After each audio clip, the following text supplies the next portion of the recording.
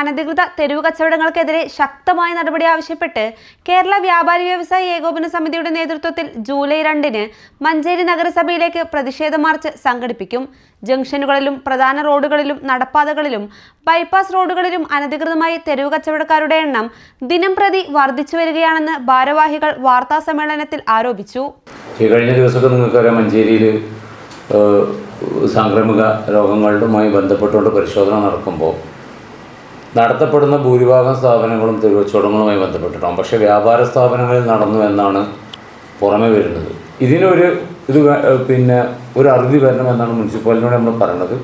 Municipality ഈ 30-ാം തീയതിക്കകം നമ്മൾ municipality അറിയിച്ചിട്ടുണ്ട്. ഒരു നടപടിയായിട്ടാണ് 2-ാം തീയതി ഞങ്ങൾ സമരം ചെയ്യും. ഞങ്ങൾ ആദ്യം മാർച്ചാണ്, നഗരസഭ മാർച്ചാണ്. അതിൽ തീരുമാനമായിട്ടില്ലെങ്കിൽ ഞങ്ങൾ ഉടനടി ധർണ മറ്റുള്ള കാര്യങ്ങളുമായിട്ട് ഞങ്ങൾ മുന്നോട്ട് പോകാൻ തന്നെയാണ് ഞങ്ങളുടെ തീരുമാനം. അനധികൃത തെരുവ് കച്ചവടങ്ങൾക്കെതിരെ നിരവധി തവണ നിവേദനങ്ങളും രേഖാമൂലമുള്ള പരാതികളും നഗരസഭയ്ക്ക് നൽകിയിട്ടും ഇതുവരെ ഫലപ്രദമായ നടപടികളൊന്നും ഉണ്ടായിട്ടില്ലെന്നും അവർ പറഞ്ഞു. ലൈസൻസ്, തൊഴിൽ നികുതി, മറ്റ് നിയമാനുസൃത ഫീസുകൾ എന്നിവ അടച്ച് പ്രവർത്തിക്കുന്ന വ്യാപാരികൾക്ക് യാതൊരു സംരക്ഷണവും ലഭിക്കുന്നില്ലെന്നാണ് വ്യാപാരികളുടെ പരാതി. രേഖകളോ ലൈസൻസുകളോ ഇല്ലാതെ പ്രവർത്തിക്കുന്ന തെരുവ് കച്ചവടങ്ങൾ നഗരസഭയ്ക്ക് നികുതി ഇനത്തിൽ വലിയ വരുമാന നഷ്ടം ഉണ്ടാക്കുന്നതായും നിയമപരമായി പ്രവർത്തിക്കുന്ന സ്ഥാപനങ്ങൾ നിലനിൽപ്പിനായി പോരാടേണ്ട സാഹചര്യം സൃഷ്ടിക്കുന്നതായും അവർ ചൂണ്ടിക്കാട്ടി.